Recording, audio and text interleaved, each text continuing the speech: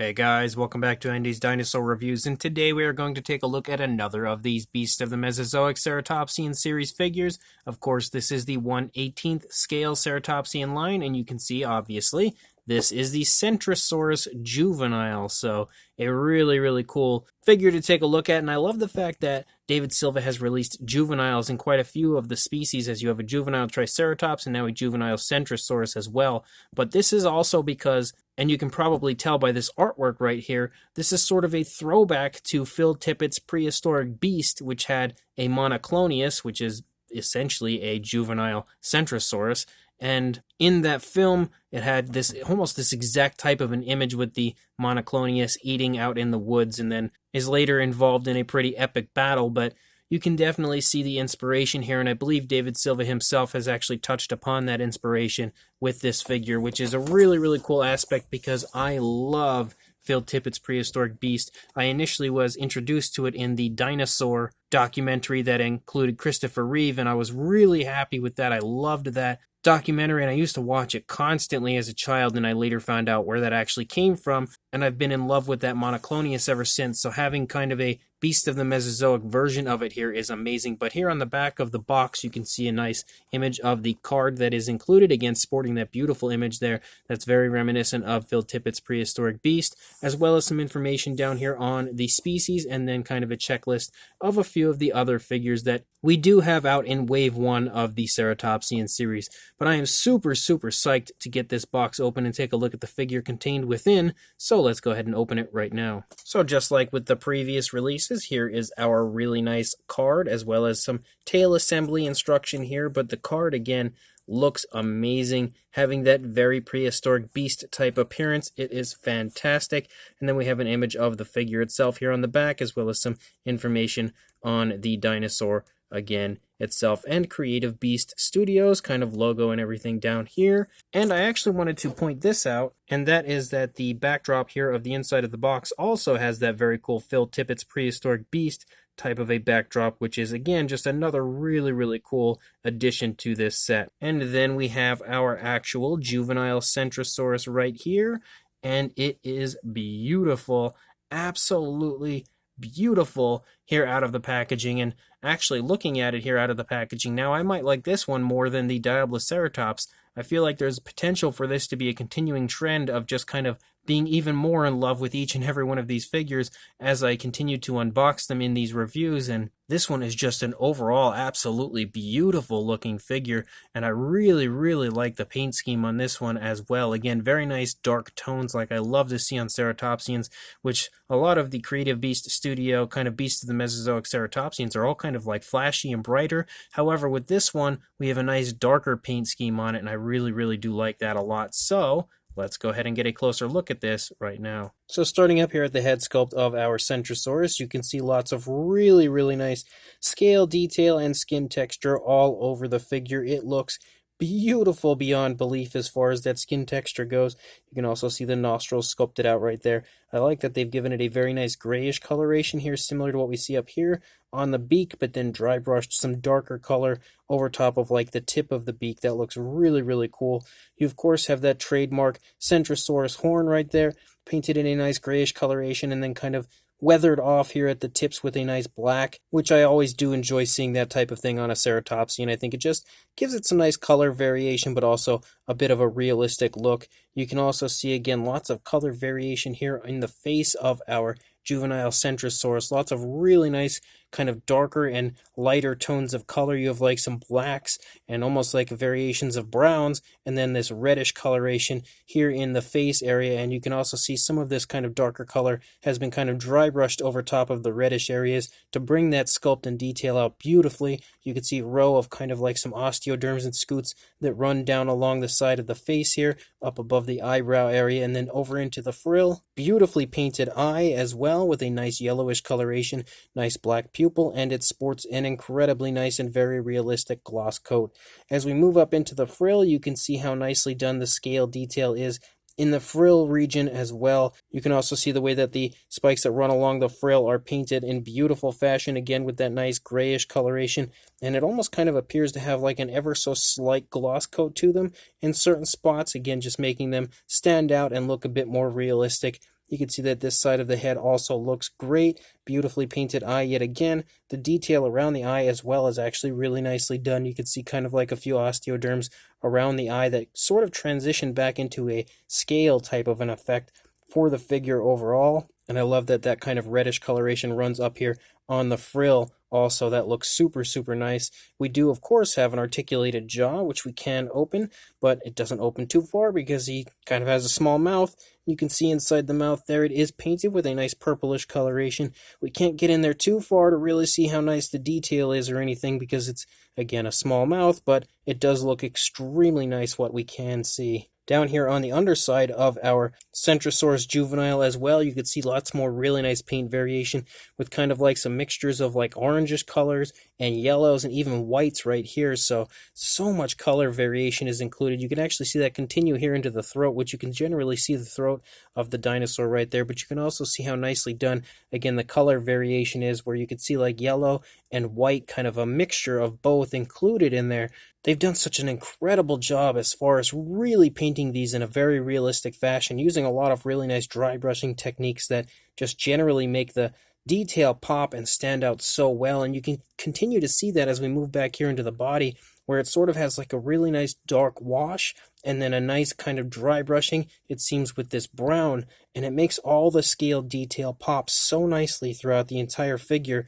And as usual, I have to kind of position the body to get it back into place where the spinal ridges sort of line up, but it looks really, really nice and very realistically painted. Again, moving back here into the neck, you can sort of see just like generally some movement being shown in the neck region of the Centrosaurus. It looks great. You can also see this kind of variation of almost like a reddish brown that stripes back into the animal, and you can also see a nice dark red that runs along the ridges up here on the back of the Centrosaurus, and it looks great. Again, all of it is so beautifully painted, very, very nicely painted. We can continue to see some more of those kind of scutes and osteoderms that run along the course of the dinosaur right there. A little bit of movement again shown throughout the stomach region and everything, with some kind of wrinkles in the skin and just generally showing off some of the movement in the dinosaur. And so much color variation is included. You can see how this kind of darker coloration has run down here onto the upper part of it, then it transitions to like this almost like a reddish brown as we move down into the foot of the dinosaur. The nails are painted perfectly, again given a beautiful gloss coat so they shine very realistically, and there doesn't seem to be really any sloppiness or anything that I can see here on the figure paint wise. Again, you have a little bit of that variation of red right here in the lower part of the stomach as well. Coming back into this area, you can pick up on the hip bone, really nicely defined up here on the top of the dinosaur. Again, a few more of those osteoderms showing up here and there. Beautiful muscle tone displayed in the thigh and calf region. As we move down into the leg, you can also see some more of that really nice dry brushing that has been applied. Coming down to the foot sculpt, again, the foot sculpt looks gorgeous. Beautiful, almost like a scoot-like appearance down the toes. Really nicely painted nails back there as well. You can see some more of the yellow underside, which is, again, you have a nice dark tone, for the most part, darker tones all over up here, and then a nice lighter tone of color on the underside, which is really nice to see. Again, something that is potentially realistic and I think looks great on the figure here. As far as the yellow underbelly, it plays off of these darker colors really well. And there is actually a little hint of sloppiness with the paint right there, as we do have a little bit of yellow paint right there, but I could probably touch that up quite easily with a little bit of a darker brown right in that spot. But again, we move out the length of the tail, and the tail looks fantastic. Really nice scale detail.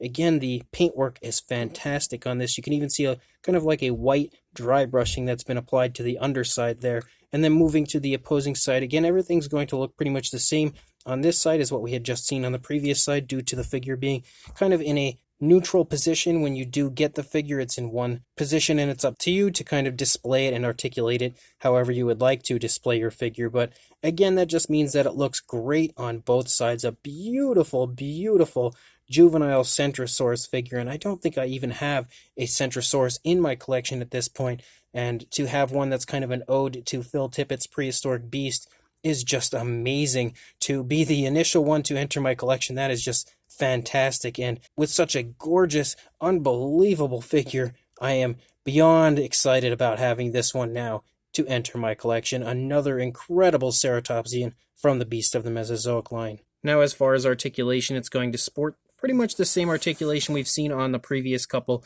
of ceratopsians we've looked at here on the channel, but you can see some beautiful articulation in the neck and head area. Just generally being able to swivel like that creates lots of possibility as far as posability. You do have the articulated jaw, which we've taken a look at already, and then again, a few areas here in the neck to articulate, so you can do lots of really nice positioning of the neck. Again, it's a little stiff as I haven't moved it around quite yet, but you can really pull off some fantastic poses with the figure, and again, it looks great when it does everything. As far as like the positioning of the body, when you actually turn it, it all looks so smooth and natural on the figure overall. You do, of course, have articulation here in the shoulder, and then in the elbow, and then down here in the wrist as well, swiveling in pretty much all of those areas. You have articulation here in the midsection, so you can turn your Centrosaurus a little bit there. You can see that right there.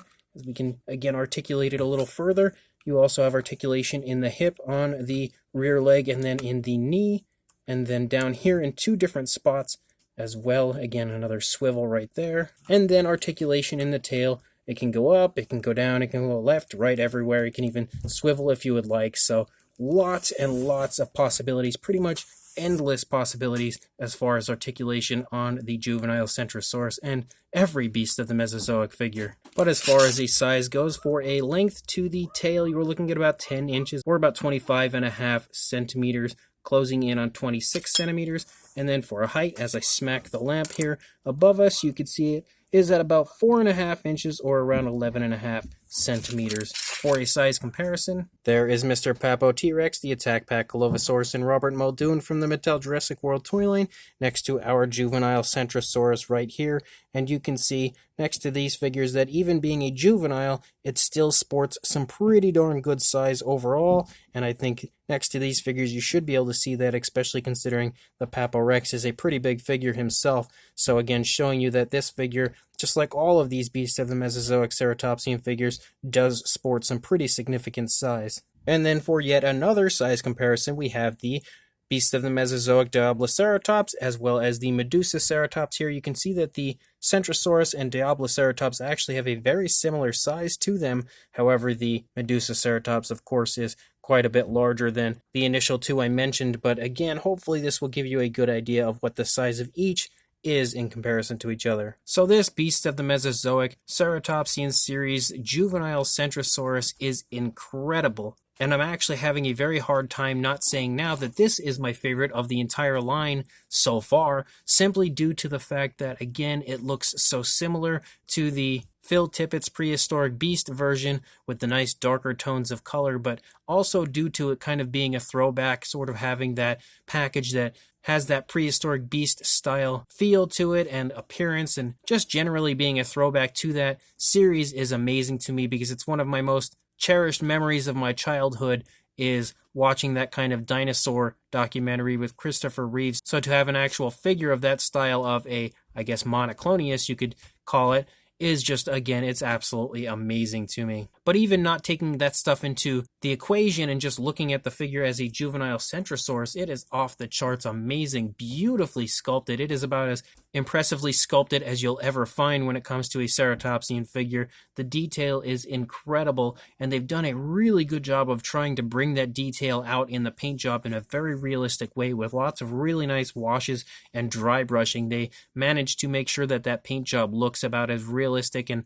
lifelike as it gets, and I think that is one thing that I can commend the Beast of the Mesozoic line for continuously with each one of the figures I've looked at so far, which we're now up to 3 reviews of these Beasts of the Mesozoic Ceratopsian figures, and each time, again, I'm very impressed with the way that they managed to make the paint jobs look very lifelike and very realistic overall. Again, beautiful tones of color chosen for the figure, very nice dark coloration for the most part, which is a little different than some of the others in the line, except for the underside having that kind of brighter yellow. But again, something that's very realistic with usually having a lighter coloration on the underside of an animal and a darker coloration on the top. That's something that you definitely see quite often in most modern day animals, so it is nice to see that here on these figures. And again, I think the paintwork was beautifully chosen for the figure, but also expertly applied. And then you have tons and tons of articulation, allowing so many different possibilities as far as posing your figure, which is probably the most appealing aspect of the entire line in general,